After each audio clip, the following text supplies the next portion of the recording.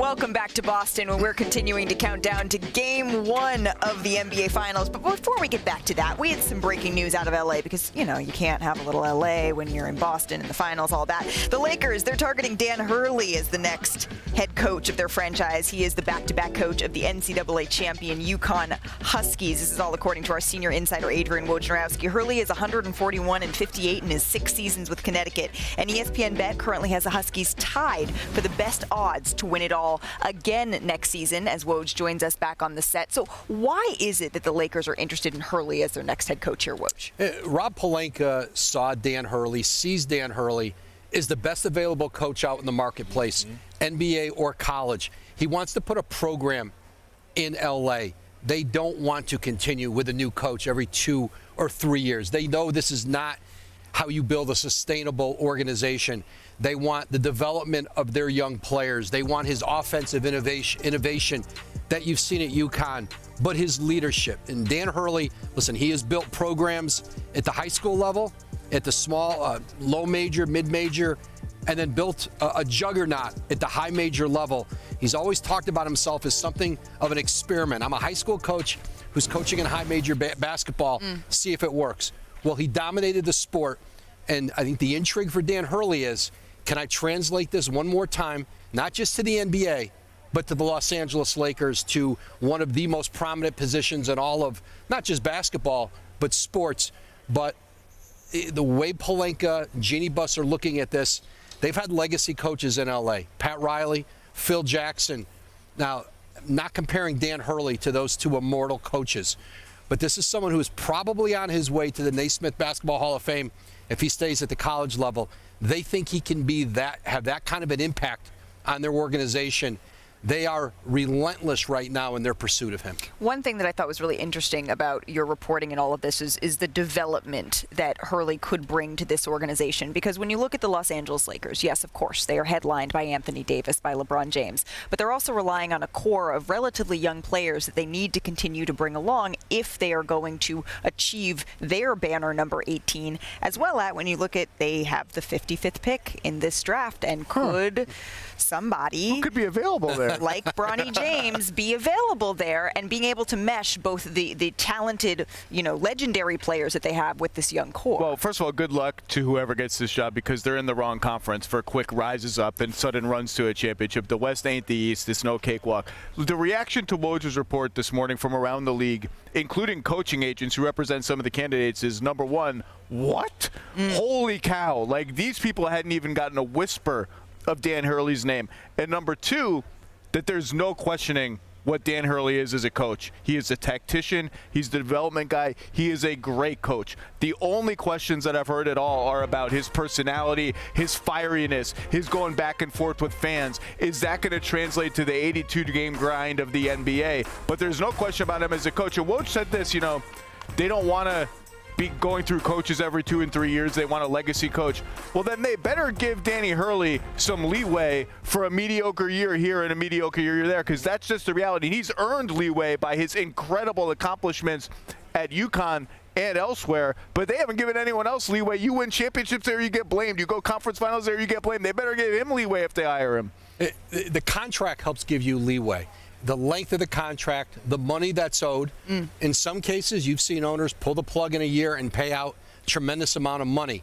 The only thing the contract guarantees you is you get paid the money. Doesn't mean you're going to be there the whole time. But, again, that's how Jeannie Buss, Rob Pelinka are looking at this, that they want to have a program here in place that goes beyond LeBron James and certainly is built around Anthony Davis. And more than ever in this league, being able to, you're going to have to draft well, develop your young players around stars. The days of what championship teams looked like when LeBron won in Cleveland, in Miami, with lots of veterans and high-priced veterans that put you way up in the luxury tax. That is not what championship rosters are going to look like anymore.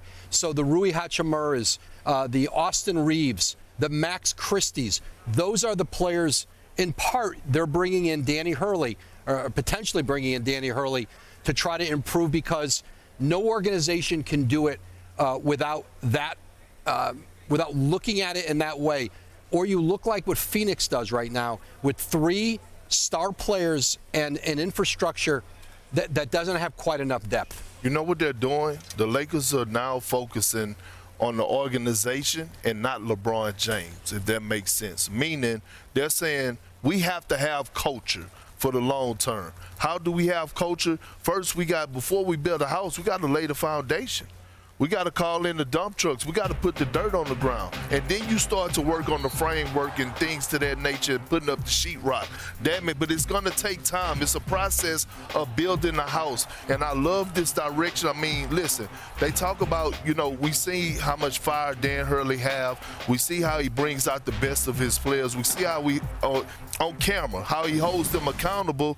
That's what the game needs, right? But in order to hold guys accountable, you have to have the full support of the front office. No dissing behind the backs. Everybody got to be on one accord, right? You think about the story we've been hearing about with Eric Spoelstra and LeBron James when they wasn't seeing eye to eye, and LeBron walked up in Eric Spoelstra's office and he said, "Here go Pat Riley number right here. Call him and tell him you don't want me here." And LeBron James couldn't call him, because Pat Riley had his back. That's what you have to do. All the great teams that we've been watching, all the young teams, they have been supporting their young coaches and their new, like Jay Kidd. He got the support of Mark Cuban, right? Tom Thibodeau. He got the support of the New York Knicks. We watched Coach Finch. He called out Anthony Edwards, Jay McDaniels, Karl Anthony Towns publicly on several occasions. They responded in great fashion. Those are the questions Dan Hurley is going to be asking in this to Rob Pelinka, to Jeannie Buss, about exactly that you're going to have my back. There's a transition here. You don't just walk into the NBA, and as great of a coach Dan Hurley is, you're learning the personnel of the league. You're learning all the other coaches and what they run. Staff is going to be important for him. But when you talk about LeBron James and the impact this has for him, I think this is the first significant for the Lakers, really the first significant action they've taken to show you they are actually very serious about drafting Bronny James at 55 because they do see Dan Hurley as the perfect coach to guide his development. And I think it certainly makes it far more likely if they go this direction that Bronny James is a part of it, because now it makes sense. LeBron has wanted to do this, play with his son, and I think who better than Dan Hurley to have his development program. Obviously, their G League team is in the same building. They're right next door. He's going to spend time there. But I think this is a real indication about their seriousness also of drafting Bronny. Woj, how much is Anthony Davis involved with this for us when it comes down to Dan Hurley? Huge. His impact in this is going to be huge. And I talked to Anthony Davis about this. I saw him in L.A.